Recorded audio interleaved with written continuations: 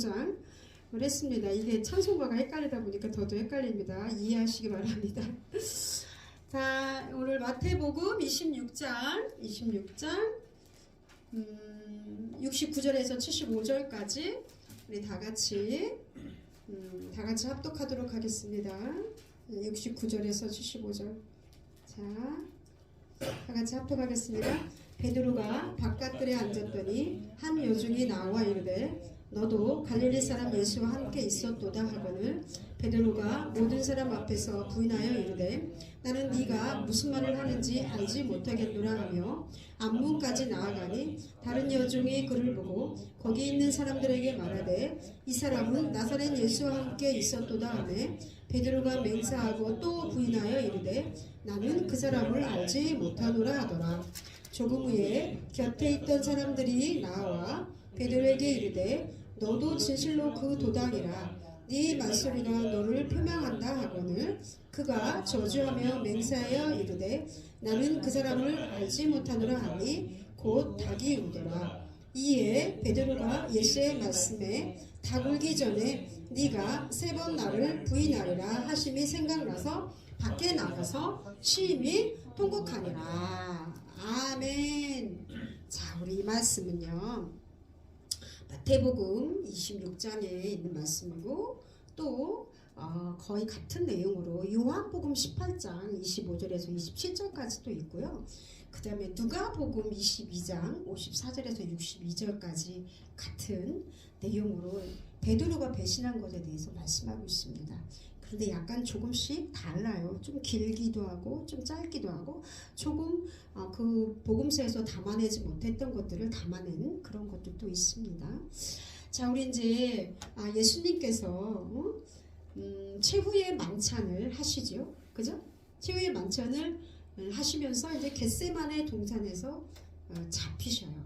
그런데 이제 우리가 이때 그 6월절의 시작이 언제냐면요. 그 당시 이제 성경을 기준으로 봤을 때 이제 수요일 저녁이었을 거다. 이렇게 6월절이 시작된 게. 근데 예수님께서 6월절에 어린 양으로 돌아가셨잖아요. 수요일 저녁부터 이제 시작이 되는 거예요. 한 일주일 정도 시작이 돼요. 수요일 저녁부터 이제 준비를 해서 그 다음날 저녁. 우리 히브리 사람들은 유대인들은 저희와 달라요. 하루의 시작이 저녁이 되는 거예요. 그렇게 이제 니산월 14일이고요. 그 다음에 이제 목요일 저녁부터 금요일 저녁까지. 그러니까 일몰 할 때부터 금요일 일몰을 바로 이제 전까지가 그거 이제 두 번째 날이고 여기가 이제 유교절 및 무교절 축하에 시작되는 날입니다. 그 다음에 이제 이걸 이제 우리 금요일이라고 그러죠. 우리 예수님께서 금요일 날 십자가에 이제 달리셨다라고 이렇게 다 많은 학자들이 그렇게 말씀하고 있습니다. 그리고 금요일날 일몰 때부터 토요일날 일몰 때까지 이게 토요일날인데 유대인들은 토요일이 안식일이잖아요. 그리고 나서 토요일 일몰부터 일요일 일몰까지가 이게 이제 일요일이다 우리가 아마 생각하는 지금 그때 한 주의 첫날 이렇게 이제 생각하시면 됩니다. 그러면 우리 예수님께서 최후의 만찬을 하셨어요. 그러니까 6월절 양 잡는 날에 이제 양을 잡고 최후의 만찬은 그 잡은 양을 같이 그 제자들과 같이 잡수신 거예요. 그리고 나서 이제 겟세마네 동산에서 제자들과 같이 올라가요. 그쵸? 올라가요. 근데 거기 이제 36절에서부터 겟세마네에서 기도하시다 이런 내용이 나옵니다. 자, 이제 그러면 예수님께서 잡히셨을 때가 아마 자정을 넘었을 거라고 이렇게 추측을 하고 있습니다. 자정을 넘었고 금요일 이른 아침이라 그러면 새벽이 되기 전에 이 사건은 이제 베드로가 부인한 거 보고 닭을 울었으니까 세계의 모든 닭들이 새벽에 우나 그러니까 이제 아침 되기 전에 있었던 일이죠. 그 시간 12시간도 안 되는 그 짧은 시간 동안 굉장히 엄청난 일들이 벌어지는 것입니다. 그리고 나서 우리 예수님께서 이제 십자가에 달리시죠. 그런데 예수님은요 철저하게 이 시간 동안에 배신을 당해요. 누가 배신을 합니까? 12제자 중에 유다가 배신을 하잖아요. 그죠? 유다는 예수님을 패죠. 그리고 베드로도 역시 3번이나 부인해요. 그리고 이것뿐이 아니에요. 예수님이 겟세마네에서 잡혀갔을 때 우리 성경에는 그 모든 사람들이 다 버리고 도망하였더라라고 이렇게 말씀하고 있어요. 그 따랐던 그 제자들이 다 예수님을 버린 거예요. 그런데 예수님을 잡기 위해서 이제 사람들이 아주 많은 사람들이 몰려옵니다. 대제사장과 서기관들과 그리고 산헤드린 공회의 장로들, 이 사람들이 로마 수비대를 또 앞장세워 갖고 등과 횃불과 다양한 무기를 들고 예수님을 잡으러 왔다라고 성경에는 기록하고 있습니다. 이제 예수님 한 분이 어떤 분이세요? 그 베드로가 평화적이신 분이잖아요. 한 번도 어떤 무기를 쓰거나 폭력을 행사한 적이 없는 그런 분이셨어요. 그런데 이 예수님 한 분을 잡기 위해서 엄청난 사람들이 이제 떼거리로 몰려오는 거예요. 자, 마귀는 그렇습니다. 우리 한 사람을 넘어뜨리기 위해서, 그리고 예수님이 하나님의 아들이고 이제 그를 죽이려고 이제 너무 기쁜 거죠, 마귀가. 그래서 총공격을 시도합니다. 예수 그리스도를 멸하라고 이제 죽음으로 몰아넣으려고 공격하는 것입니다. 우리도 그럴 때가 많이 있습니다. 우리가 어떤 일에 이렇게 빠질 때 보면은요, 모든 안 좋은 일들이 한꺼번에 겹치는 경우도 굉장히 많이 있어요. 마귀가 우리를 넘어뜨리기 위해서, 그런데 평상시에 나를 알았던 사람 또는 평상시에 관계가 나쁘지 않았던 사람조차도 어느 때는 등을 돌릴 때가 있어요. 그래서 우리 예수님처럼 사람들이 이제 사단에 사로잡혔던 사람들이 한꺼번에 연합을 하는 거예요. 그런 것들 우리가 많이 볼 수가 있습니다.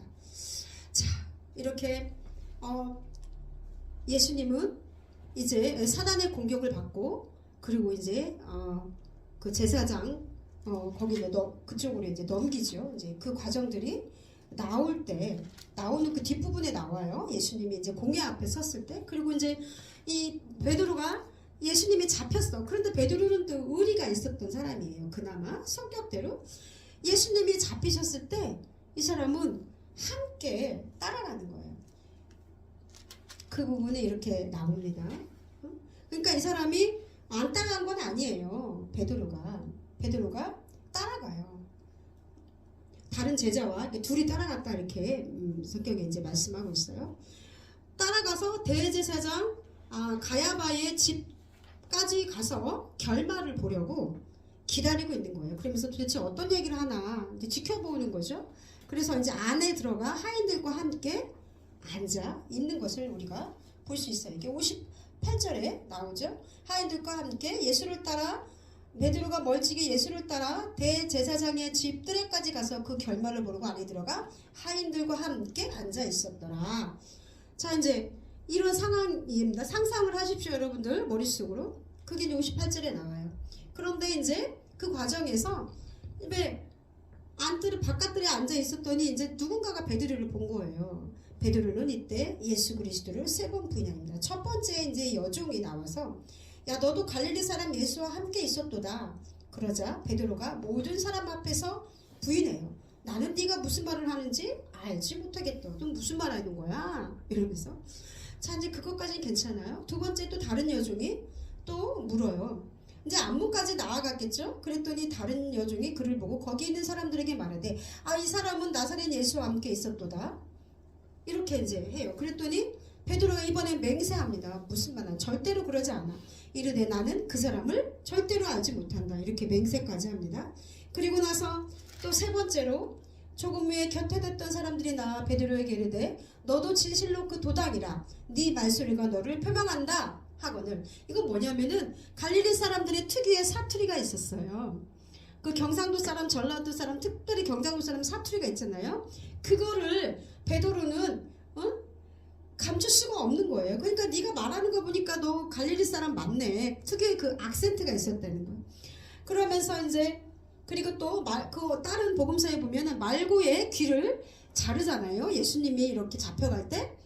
그랬을 때 그 친척 중에 한 명이 분명히 그 사람은 본 거야, 베드로를. 그러니까 어떻게 이 상황을 모면할 길이 없는 그 상황에서 베드로가 이번에는 어떻게 말해요? 그가 저주하며 맹세하여 이르되 나는 그 사람을 알지 못하노라. 이렇게 예수님을 저주합니다.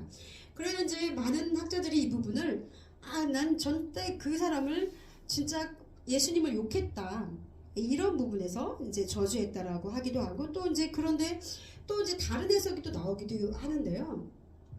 실현될 가능성이 없다는 주장을 강조한다는 의미로 해석해서 그 당시의 시대적인 배경이나 그 당시의 그 유대인들의 문화나 이런 것들을 아마 했을 때 이런 의미였을 것이다 라고 이렇게 말씀하고 있는데, 내가 그 사람과 함께 있었다면 내 손에 장을 지진다.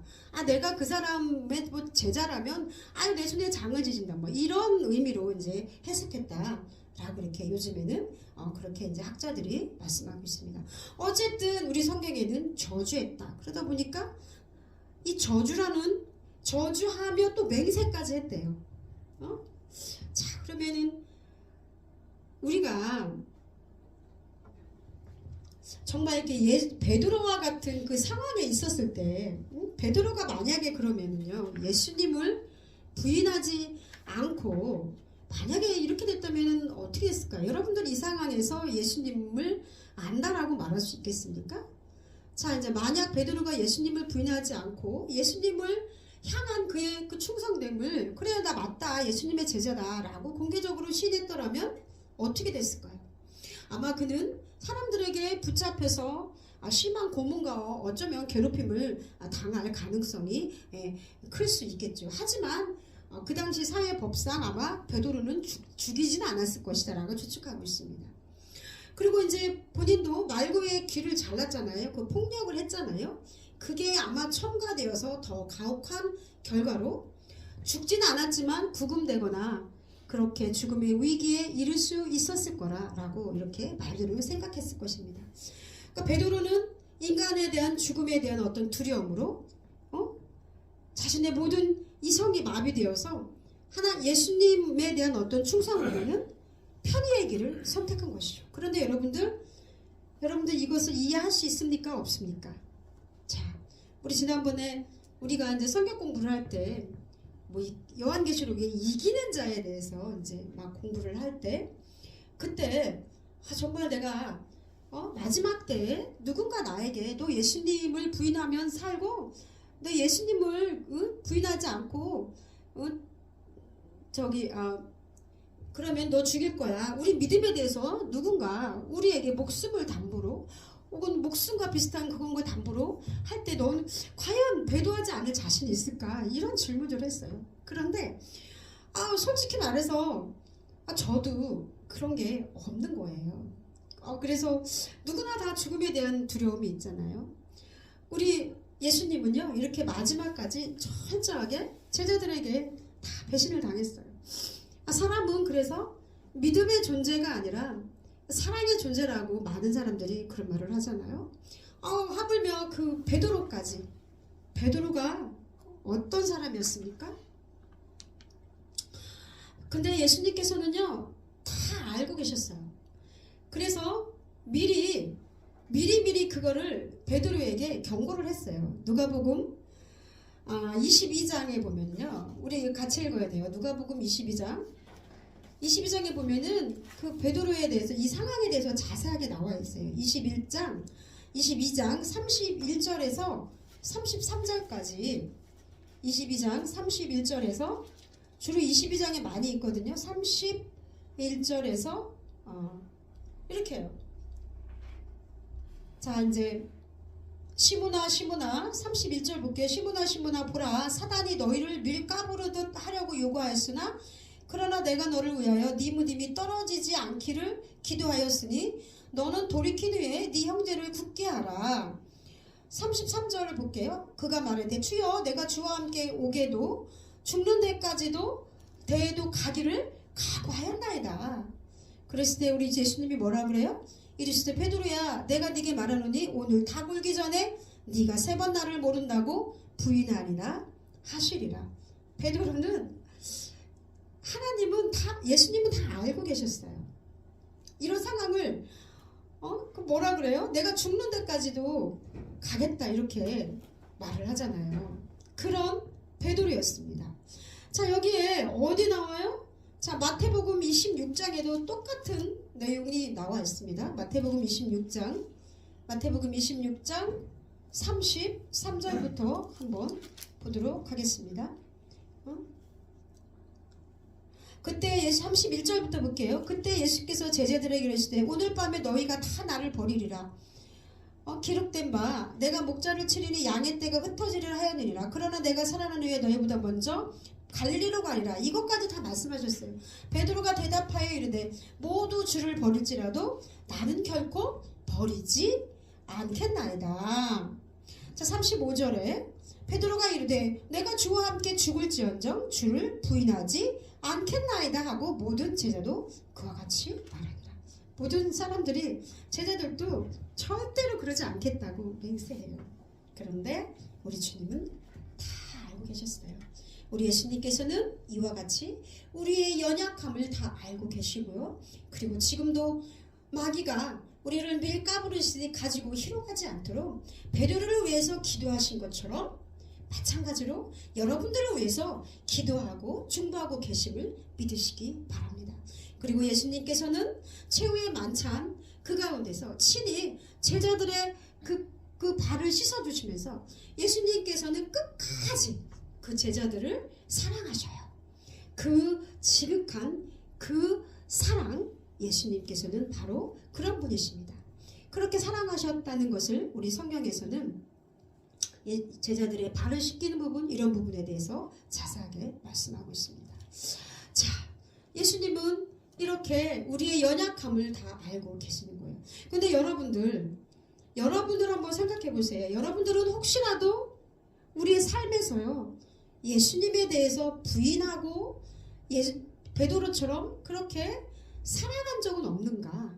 내가 하나님의 자녀됨을, 그리스도인임을 부끄러워한 적은 없는가? 그 부끄러움이라는 것이 예수를 믿는 사람들, 소위 교회에 대한 어떤 사람들의 그 세상적인 질타 있잖아요. 그것 때문에 부끄러울 수도 있겠지만, 그런데 어떤 자리에 갔더니 그냥 나는 예수를 믿습니다 라고 이렇게 당당하게 말할 수 없는 그런 상황에 처해 본 적은 혹시 없으신지요?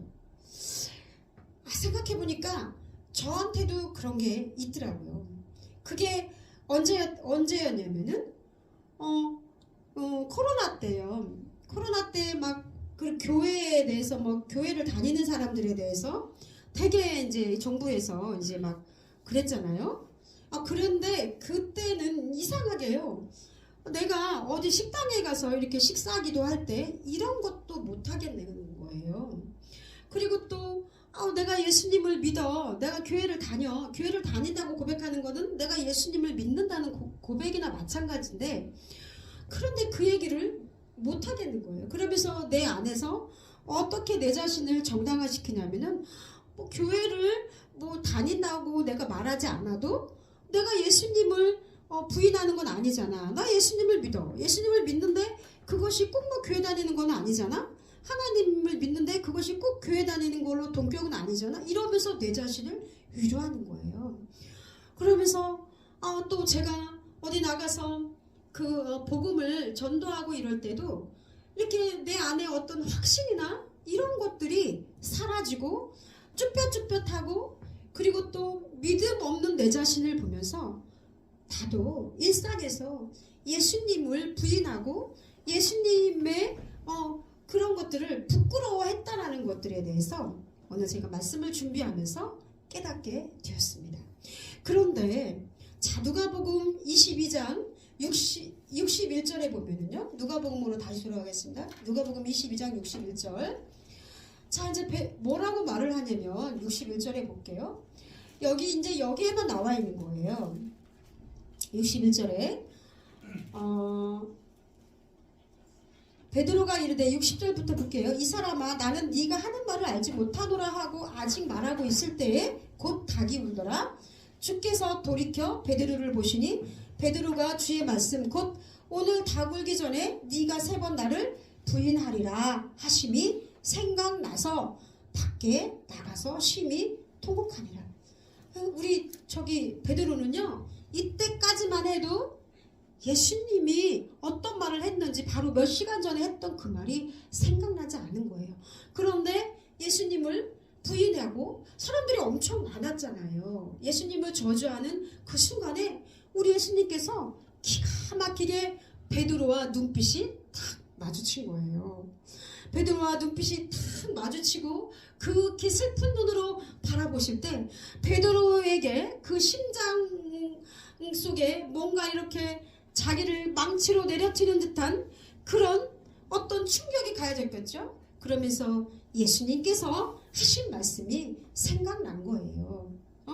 베드로가 네가 나를 닭울 3번 울기 전에 네가 나를 부인할 것이다 라는 그 말씀이 생각났어요. 자, 그러면 우리가 봅시다. 생각났어요? 생각나게 하시는 분. 전 오늘 이거 괜히 다 아는 말씀인데 생각나게 하시는 분이 과연 누구일까? 이 생각나게 했다는 것은 곧 뭘까요? 이런 생각을 해봤어요. 생각나게 하시는 분이 누구예요? 하나님이신 거예요. 베드로는 이성을 잃고 내가 여기를 어떻게 해서든지 좀 빠져나가야겠다. 처음에는 예수님과 함께 하려고 왔지만 이제 두려움에 사로잡혀서 도저히 그럴 마음이 없는 거예요. 말씀조차도 생각나지 않을 때 그때 우리 베드로가 부인을 했을 때 예수님과 눈이 마주치죠. 그리고 나서 불현듯 내 안에서 예수님이 나에게 하셨던 그 말씀, 내가 그냥 대충 흘려버렸던 그 말씀이 번개처럼 내 심장을 꿰뚫고 들어왔던 것입니다. 그 말을 듣고 우리 베드로가 어떻게 했습니까? 밖에 나가서 심히 통곡하였더라. 저는요, 여러분들, 우리가 대충 말씀을 읽어요. 말씀을 읽으려고 노력을 해요. 그런데 어느 날 전혀 생각하지도 않았던 그 말씀이 불현듯 생각날 때가 있어요. 어떤 상황에서 내가 기도할 때, 혹은 어떤 상황이 됐을 때, 또는 내가 성경을 보면서 내가 어떤 문제로 깊이 고민하고 있을 때 하나님께서 그 말씀을 이 성경에 이런 말씀이 있었네? 라고 하는 그 말씀들이 내 심장을 칠 때가 있어요. 저는 그것이 하나님이 주신 말씀인 줄 믿습니다. 저는 그것이 하나님이 여러분들 속에 내마의 말씀으로 심령을 꿰뚫는 말씀으로 주신 줄 믿습니다. 저는 이것이 베드로를 회개로 돌이킨 그런 하나님의 섭리였고 은혜였고 말씀임을 전 여러분들에게 말하고 싶습니다. 그랬을 때 베드로가 어땠을까요? 베드로는 그때 심히 통곡했다. 그거는 저는 회개와 동시에 자신에 관해서 알고 있다고 생각했던 모든 것, 모든 자기의, 내가 주님을 위해서 목숨을 버리겠다라고 했던 그 모든 것이 바로 자기의였다는 것을 깨달은 거죠. 우리 예수님을 향해서 죽지 않는 충성심에 대한 그 믿음도 다 거짓이었다는 것을 안 거예요. 그 존경심마저도 다 거짓이었다는 것을. 그리고 스승님과 예수님과 함께했던 그 열린 미래들을 소망하여 살았던 그 자신의 그 인간적인 욕구, 그것이 하늘을 바라본 것이 아니라 인간적이었다는 것을 깊이 깨닫는 거예요. 내가 얼마나 죄인이고, 내가 내 의가 얼마나 충천했고, 지금까지 내가 예수님을 사랑해내겠다면 그 모든 것이 다 어떻게 보면 거짓이었다는 것을, 모든 것이 한꺼번에 모든 소망까지도 산산조각이 난 거예요. 예수님이 성공해서 많은 사람들에게 이제 성공하고 진짜 저 사람은 대단한 사람이야 라고 했을 때 그 한 자리를 꿰차려고 했던 그런 모든 것까지 이제 들통난 것 같은 거예요. 이제 그는 자신의 모습을 깨닫게 됩니다. 이제 베드로는 실패자였고 거짓말장이었고 이제 배반자였던 거예요. 예수님을 철저하게 부인하고 저주까지 했습니다. 위기를 면하려고 메시아를 부인함으로써 이제 하나님의 진노가 어쩌면 나에게 내게 임할 수밖에 없구나 라고 이렇게 생각할 수 있을 것입니다. 그러나 그때 베드로는 저는 더 많은 말들을 또 기억했을 것 같아요. 그 후에 예수님께서 내가 3일 후에 부활하여 너희들에게 가리라, 갈릴리로 먼저 가리라 하셨던 그 말씀, 누가복음 22장 31절에서 33절 읽었던 것처럼 너는 돌이킨 후에 네 형제를 굳게 하라. 베드로 네가 배신할 거를 알아. 그렇지만 너는 그것에서부터 돌이켜서 이제 너 형제들을 세우고 믿음을 세우는데 제자로서 예수님의 그 제자의 수장으로서 네 역할을 감당할 것이다 라는 것들의 그 약속의 말씀을 우리 베드로는 붙잡지 않았을까, 붙들었을 것이라고 저는 확신합니다. 그것이 베드로를 자기 죽음에 이르지 않게 하는 그 당시 그 괴로움을 이길 수 있는 한 방편이었지 않았을까. 마지막까지 무너지라고 하는 그 자아를 붙들은 그 예수님의 지난 은혜와 사랑과 예수님에 대한 그 믿음이 아니었을까라고 저는 생각해 봅니다. 자, 반면에 우리가 여기서 또 생각해야 될 것은 가룟 유다입니다. 가룟 유다는 어땠습니까? 27절 1절에서 10절까지 보면은요, 가룟 유다는요 예수님께서 죽음에 넘겨지게 된 것을 보고 나서 이제 뉘우치기 시작해요. 자, 그런데 학자들이 이렇게 말해요. 여기서 나가라는 것은 회개가 아니다. 그냥 뉘우치는 거다.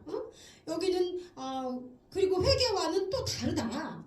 여기에 나오는 그 동사 멜타벨로아이라는 것은 좀 다른 거다. 회개는 메타노에로와는 그 말과는 다른 거다. 그래서 양심의 가책과 사회적인 체면이 주는 죄책감이지 이건 회개가 아니다 라고 이렇게 말씀하고 있습니다.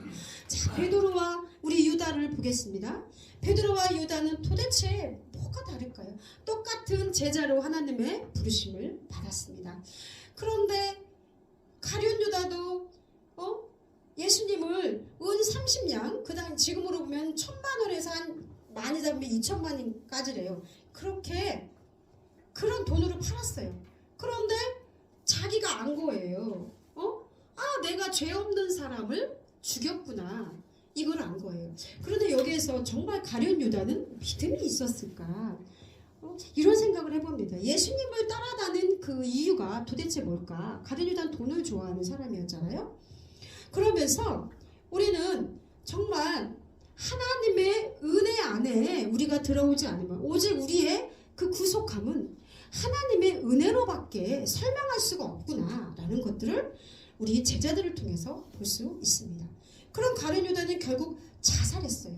목매어 자살을 하고, 그리고 토기장에 그 돈으로 성수에 그 돈을 안 받겠다 하고서 그 돈을 성수에 그냥 갖다 줬지만 그건 핏값이다 이래서 토기장에 밭을 사서 나그네의 묘지로 쓴 거예요. 자, 결국 유다는 죽음으로써 그 나그네의 묘지로 그은 30냥으로 그 묘지 그렇게 됐어요. 그리고 하나님의 말씀, 선지자가 구약에서 말씀했던 그 말씀이 유다를 통해서 성취가 됐죠. 그 유다는 뭐의 도구로 쓰인 거예요? 악의 도구로 쓰인 거예요. 하나님의 뜻을 이루기 위한 악의 도구로 쓰인 거예요. 자, 똑같은 제자였던 그 베드로는 어떻게 했습니까? 비교해 봅시다. 베드로는 어떻게 했어요? 베드로는 하나님의 그 은혜로 다시 회개함으로 돌이켜서 그 말씀대로 그 굳건하게 한 후에, 형제를 굳건하게 한 후에, 그리고 나서 베드로는 십자가에 이제는 거꾸로 매달아 죽음을 순교를 당했죠. 그러면서 그곳에 교회가 세워졌잖아요. 엄청난 이런 차이가 있는 것을 우리가 알 수 있습니다. 자, 그러면 반면 우리 예수님의 입장에서 한번 생각해 보겠습니다. 우리 베드로가 또 제자들이 이렇게 다 이렇게 배반하고 갔을 때 베드로와 눈이 마주친 순간 우리 예수님은 베드로야, 내가 다 알아. 예수님 마음이 얼마나 찢어졌을까요? 그쵸? 예수님이 마음이 찢어졌을 거예요. 알고는 있었지만 그 길을 묵묵히 감당하셨지만, 그러나 그 인간의 그 연약함과 인간의 그 죄성과 이 모든 것을 베드로를 통해서 내가 저렇게 사랑을 줬는데 결국 모두 다 나를 버리는구나. 야, 인간은 이런 존재구나 라는 것들을 하셨겠죠. 예수님은 그러면서 동시에 자신이 온전히 쏟아질, 인간 대신 온전히 쏟아질 그 하나님의 진노를, 인간의 죄에 대한 그 진노를 이제 내가 십자가에서 경험할 것이기에 이제 다시는 나의 사랑하는 제자들과 나의 사랑하고 나의 택한 자들이 인간의 해결할 수 없는 죄의 문제 때문에 6월절의 희생양이 되어 인간의 죄를 구속할 그 위대한 사명을 내가 곧 완수할 것이므로 나의 사랑하는 자들이, 베드로를 비롯해 많은 사람들이, 택한 자녀들이, 믿는 사람들이 이제 그와 같은 고난을, 하나님의 저주에서 벗어날 수 있는 그런 택함의 길로, 그리고 이제 저주에서, 사망의 길에서 영생의 길로 돌이킬 것이라는 것을 우리 주님은 아셨을 것입니다. 요한복음 6장 38절에 39절, 내가 하늘에서 내려온 것은 내 뜻을 행하려 함이 아니요 나를 보내신 이의 뜻을 행하려 함이니라. 나를 보내신 이의 뜻은 내게 주신 자 중에 내가 하나도 잃어버리지 않고 마지막 날에 다시 살리는 일이니라. 아멘. 이사야 53장 5절에 보면 그가 찔림은 우리의 허물을 인하며 그가 상함은 우리의 죄악을 인함이라. 그가 징계를 받음으로 우리가 평화를 누리고 그가 채찍을 맞음으로 우리가 다음을 입었도다. 이 말에 대한 성취로 이제 곧 될 것이라는 것을 우리 예수님은 아셨을 것입니다. 그리고 한편으로는 그 씁쓸하고 그 비애감에 젖었지만 한편으로는 이제 본인이 감당해야 될, 그리고 감당한 후에 그 다가올 그 영광에 대해서 기쁨으로 담담히 그 죽음을 맞이했을 것입니다. 예수님은 그런 분이십니다. 자, 그럼 오늘 말씀을 통해서 우리 잠깐 정리하도록 하겠습니다. 여러분, 우리는 모두 연약합니다. 우리는 우리 주님을 배반할 수 있습니다. 그것이 우리의 인간의 모습입니다. 그랬을 때 나의 연약함과 믿음 없음이 드러날 때 우리는 어떻게 해야 됩니까? 첫 번째, 하나님의 은혜와 성령님의 도우심을 구해야 합니다. 하나님의 영으로 말하는 자는 누구든지 예수를 저주할 자라 하지 아니하고 또 성령으로 아니하고는 누구든지 예수를 주시려 할 수 없느니라. 고린도전서 12장 3절 말씀처럼 우리 주님이 가시면서 우리에게 주신 그 성령이 믿음으로 우리 안에 있기 때문에 우리는 이제 그렇게 고백해야 합니다. 하나님의 그 은혜와 성령님의 도우심을 구해야 하는 것입니다. 두 번째, 베드로의 그 배신을 통해서 우리는 하나님 앞에서 겸손하고 진실해야 됩니다. 내가 순교하겠습니다, 이렇게 말하면 저는 그것도 문제가 있다고 생각해요. 어떤 분이요, 선교를 가는데 내 소원은 그곳에 묻혀서 순교하는 게 내 꿈이다 그러더라고요. 근데 저는요, 저는 순교하기 싫어요 그랬어요. 자, 순교하겠습니다가 아니고 하나님, 저에게 순교할 수 있는 믿음과 용기를 주십시오. 마지막 때에 내가 주님을, 예수님을 배반하지 않는 그런 아버지 믿음을 주십시오. 그때 하나님, 내 입술에 성령님께서 함께 하셔서 담대함을 주시고 정말 내 믿음이 성장해서 그런 믿음까지 성숙할 수 있도록 하나님, 나를 이끌어 주십시오라고 기도해야 됩니다. 주님, 나를 도와주십시오라고 기도해야 됩니다. 하나님을 향한, 하나님께서 나를 향한 뜻이 이루어지기를 기도해야 된다는 것입니다. 그리고 세 번째, 나의 믿음을 과신하거나 확신하지 말라는 것입니다. 나는 죄인이라는 거, 거기서 떨어질 수 있다는 거, 내 믿음이 떨어질 수 있다는 거 확신하지 말고 또 기도하라는 것입니다. 나의 의가 아니었는지, 나의 믿음이 사기가 충천할 때는요, 그게 내가 모든 거라도 할 수 있을 것 같아. 그게 어땠습니까? 마태복음 21장 9절에 예수님께서 나귀를 타고 예루살렘 그 성으로 입성할 때에는 사기가 충천해요. 베드로가 예수님을 왜 목숨까지 버리겠다, 모든 제자들이 호언장담했어요. 왜냐하면 사람들이 호산나 찬양하면서 많은 사람들이 그를 열광했거든요. 그 모습을 보니까 나도 그렇게 될 것 같은 거야. 야, 우리 예수님 곧 왕하겠네 이러면서 내가 한 자리에 또 껴서 나도 역시 저렇게 되겠지. 그런데 곧바로 시련이 오자 며칠 새에 부인한 거를 보십시오. 잘 나갈 때는 하나님을 사랑하고 하나님 사랑합니다. 너무 감사합니다. 전도하고 내가 주님을 위해서 목숨 걸겠습니다. 내가 그러다가 이제 조금 사역이 안 돼요. 그리고 가정에 문제가 생겨요. 돈이 좀 떨어져요. 그럴 때는 하나님 힘들 때는 정말 하나님 없는 것 같아요. 정말 하나님 나 사랑하시는 거 맞아요? 저 하나님 별로 사랑하지 않는 것 같아요. 이러지 말라는 거죠. 여러분들, 그리고 또 5번째, 4번째, 자, 회개만이 살 길이다. 회개만이, 오직 우리 회개하는 것도 주님의 은혜가 있어야 가능하죠? 회개만이 오직 살 길입니다. 나에게 하나님 회개할 수 있는 그 영을 하나님 내게 거두지 마십시오. 라는 것도 이렇게 우리 기도해야 됩니다. 그래서 한국의 그 유명한 한경직 목사님이 영락교회를 세웠죠. 그분은 겸손하시고 순수한 사람이었습니다. 그러나 젊은 시절에 신사참배를 했어요. 그래서 그것은 그의 평생 사역에 오점을 남기고 많은 사람들이 그것을 때문에 공격했습니다. 1992년 독일 템프턴 상을 수상했어요. 템프턴 상은 뭐냐면요, 종교계의 노벨상 같은 거예요. 그랬을 때 그는 자기의 그 신사참배 몇 년 동안 한 것에 대해서 고백하지 않았습니다. 하지만 한국으로 들어와서 사람들과 같이 또 그 자리에 있을 때 고백했어요. 저는 이 상을 받을 자격이 없습니다. 그러면서 자신의 죄를 저는 신사참배한 그런 사람입니다. 라면서 신사참배를 반대하고 순교한 주교철 목사와는 좀 다른 길을 걸었지만, 그러나 한경직 목사도 굉장히 많은 일들을 한 사람입니다. 그는 후에 회개하고 진실한 주님의 종이 됨으로써 이렇게 종교계의 노벨상이라는 템플턴 상까지 받게 된 것입니다. 그 다음에 5번째, 여러분, 감정선에 머문 신앙인이 되지 마십시오. 신앙은 감정과 이성이 같이 공존해야 되지만, 우리는 신앙은 어떻게 보면 이성적인 신앙이어야 됩니다. 감성적으로 왔다 갔다 하는 신앙이 되지 마시기를 주님의 이름으로 축원합니다. 자, 오늘 이 말씀 통해서 이제 제가 이렇게 이제 정리를 했거든요. 5가지로 여러분들과 말씀을 이렇게 나누었습니다.